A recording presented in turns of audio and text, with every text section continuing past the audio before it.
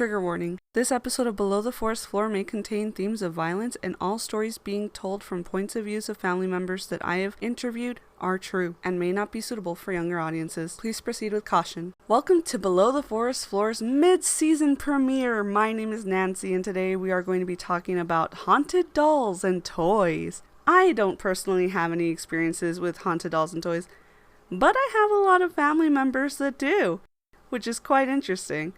Personally, I attribute my non-experience with it to some precautions that I used to take as a child, but we'll get into that later. Let's start at the beginning. How old are dolls? Well, there have been dolls found in Egyptian tombs that date back to 200 BC. Another example of an ancient doll, according to the Smithsonian Magazine, includes one as old as 4,000 years old, made of stone on the Mediterranean island of Pantelleria. Dolls have been a part of human history for so long, it's no surprise that some people just have to fear them. But why do we fear dolls, even when we have no rational reason to? I know for myself at least, it's due to watching Child's Play at the age of 5, but we'll get into my story later. One reason people fear dolls can be that it's all purely psychological. A quote from a Smithsonian Magazine article states, "They look human, but we know they are not. Our brains are designed to read faces for important information about intentions, emotions, and potential threats. That's why we are creeped out by dolls in general. They make us feel uncertain." But some people are quite certain with their intentions towards using dolls for reasons other than playtime. Doll magic has been around for a really long time, and poppets are some of the earliest recorded dolls used for witchcraft. The earliest talks of poppets, according to the online etymology website, was the 1300s. What exactly is a poppet used for? Well, all sorts of things, depending on the practitioner. The main use, though, is to make one based off of a person and having the doll filled with the hair and nail clippings to magically link to the person that it's based off of, because it would contain the essence of them, according to occultworld.com. And people have even used worry dolls for children who have very bad anxiety. There are these little dolls that you whisper your fears to and put in a bag. That technically is what cleanses them, and then you take them out the next day to use them again. Some people even actively seek out dolls to purchase for their own collections. If you go to eBay and just type in haunted dolls, you'll see hundreds of listings for these dolls. And one in particular caught my eye. Her name is Josie. The listing title reads, "Active haunted spirit doll, evil vessel, demonic, paranormal, wicked Josie." She starts at $30, and there's one bid right now for her. She's a fairly tall, fair-skinned, porcelain-like doll. She wears a pink and white Victorian-inspired frilly dress with matching headband. Her chestnut brown shoulder-length hair is styled into tight ringlets and frame her oval-shaped face. Her eyes are a bit unsettling, if I'm being quite honest. They don't completely face straight forward. They kind of seem to veer off away from each other. She was listed by user JamCF484. They have 5 sales and 100% positive feedback, and they only sell haunted dolls. The description at the bottom of the for sale page reads as follows. "I really thought about not posting this one, but someone with experience may want to investigate this doll. My friend is a psychic medium, and she came over to look at this doll I've had for a while. I was having bad dreams of the devil and weird crazy stuff. She immediately told me to get rid of it. She said her name is Josie. She was into rituals and black magic. She was not a good person in life. She cast many spells on people throughout the years. Warned me that nothing good will come from her. This doll is very active, and the feeling I get when near her is not good at all. My cat hisses at it and growls. I have felt at night being smothered and not being able to wake up, severe headaches, pressure at times, dizziness. I'm going to do what my friend says, She's going. You are bidding at your own risk. No returns at all, for I never want her back. What happens with her is not on me. Serious paying buyers only will not cancel. Free shipping. She will come boxed safe with salts. Do not bid if you don't have experience with the demonic, for this is not a toy or a game. Some people may take that warning as something to kind of intrigue people and make them actually want the doll more. But the fact that he asks people to not bid at all on an item he's trying to purposely sell for money unless they have experience and is warning that this is not a toy or a game is really unsettling. Now let's get into the personal experiences my family has had. We're going to start with my husband. When I was a kid, I used to go to my cousin's house to play video games a lot, and he lived down the street. He had a Furby, and it was cool. It would make noises while we played, but it got to be annoying even when we put it to sleep mode by laying it down. So we just removed the battery so it would just stop talking. A few hours passed, and we had something to eat, started playing video games again, and a few more hours passed after that. Then out of nowhere, the Furby just made this loud "ah" sound when it woke up. It freaked us out so bad that he got rid of it soon after. I've personally never really liked the thought of Furbies. I've never had a real one, but I've heard a lot of stories. And for me personally, even the little McDonald's ones that you would get with your Happy Meal were a little too creepy for my taste. Now, before we get into some really scary stuff that my family members have mentioned to me, let's talk about something silly I used to do when I was a kid due to my fear of dolls. My fear started when I was about 5 or 6 years old. My dad was watching Child's Play in his bedroom, but his bedroom was also our living room, so I had to go through his living room to get anywhere in the house. And I was like, "Oh, what are you watching, Dad?" And he was like, "A funny movie about a toy. Do you want to watch?" And I said, "Sure, that sounds great. There's a kid on the screen. This looks fun." And I'm watching, and it pans to a man, and he's talking, and I'm like, I wonder what's gonna happen. Well, the doll jumps on his back and starts stabbing him. And I start screaming and crying, and my dad starts laughing at me. And so from then on, I had a fear of dolls.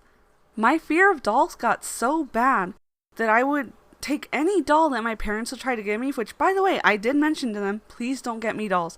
I am very afraid of them. Please do not do this. They still got me dolls. Honestly, to be fair, we used to shop at the thrift store for our toys, so it was, what we could afford. But I would take the dolls, they were usually Barbies, and I would pop their heads off, and then I would take a marker, and I would draw into their eyes so that they had their eyes completely blacked out, and I would cut their hair, and I would take their limbs and pop all their arms and legs off, and I would hide all the pieces in very far away places, because in my head, that meant they could not get to them to put themselves back together. And I was just protecting myself, because after I saw what that doll did to that person, I didn't want to be next. Luckily, I never had any experiences with haunted dolls. Haunted other things, sure, but not dolls, and I'm so thankful for that. Some of my family members, though, weren't so lucky. A very close family member of mine told me this story of hers. I was living down in Mexico at the time, and my kids were little, so this was a long time ago. The girls wanted a doll, and the boy wanted a ball, so I bought it for them, so they could play and have fun. Later that night, we were getting ready for bed. We had a certain time we'd all go to sleep at, since, at the time, we only had one room. Well, I started getting this really funny feeling, and I looked over at the doll and said to the kids, "You know what? Let's put the doll up on a shelf against the wall, facing all of us."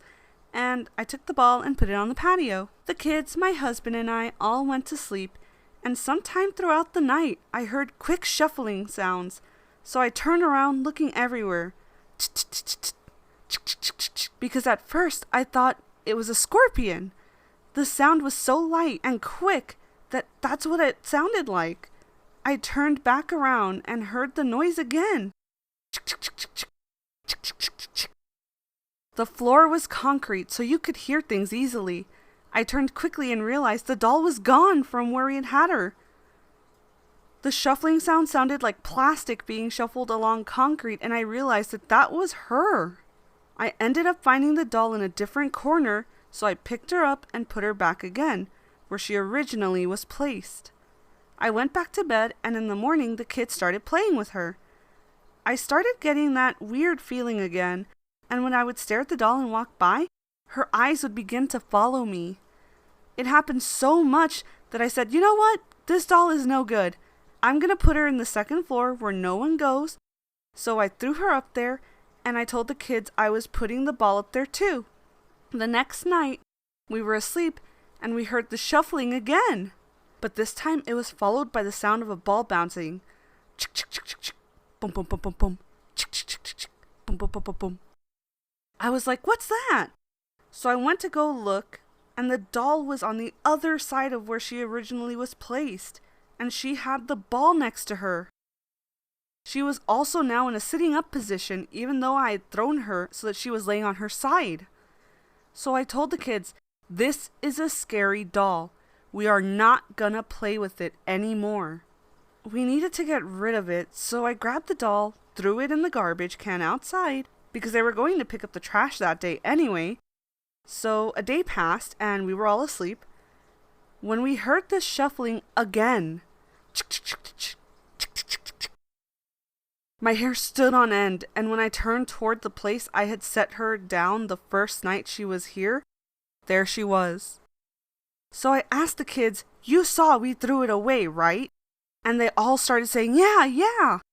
And everyone was scared, so I tried throwing it out again, and there she was again. I woke up once more to the sound of shuffling feet. I prayed to God and told him I was going to do what I felt was right in my mind to truly get rid of her. I wrapped her in a plastic bag and made sure that it was wrapped tightly around her head, and I prayed so hard. I ended up throwing her in a river. The river took her away and she never came back. As horrifying as that experience sounds, this would not be the last time that this family member would experience something along those lines. This is her other story. I love garage sales. So one day I went garage sale hopping, and I was just buying whatever gave me a good feeling. As long as it was under $5 though. It has to be really good for me to say I'll take it for $7. But anyway, I saw this little lawn gnome, and I thought to myself, ooh, I'm gonna buy it. It kept giving me this vibe like it was begging me to buy it. Buy me, buy me. So I thought, sure, why not? And I bought it. I swear, it was pulling me to it like a magnet. I decided to bring it inside with me, and after a while, I noticed it was looking at me kind of funny. That's when I realized, oh my God! And I said out loud, you're one of them! When I said that, a weird feeling washed over me, and my arm hair stood immediately. I said, I don't need you. I knew what I had to do. They say that you can't just throw something like this away because it'll come back.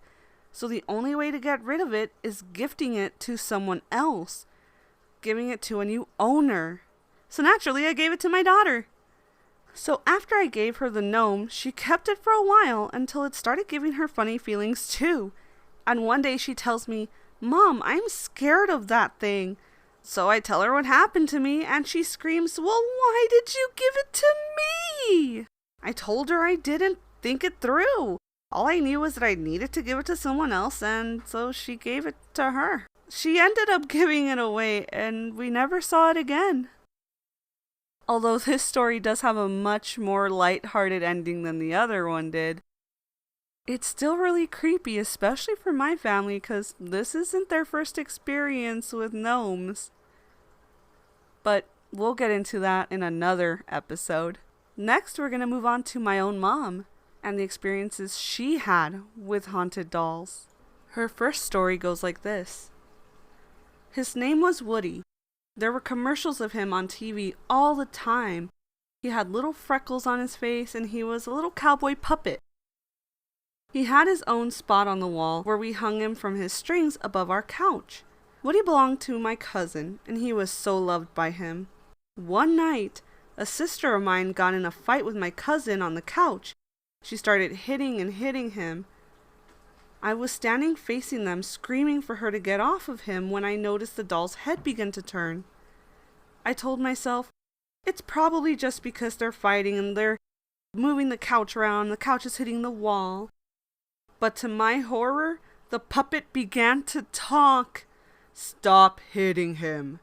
Stop hitting him. She stopped hitting him and we all started running and screaming.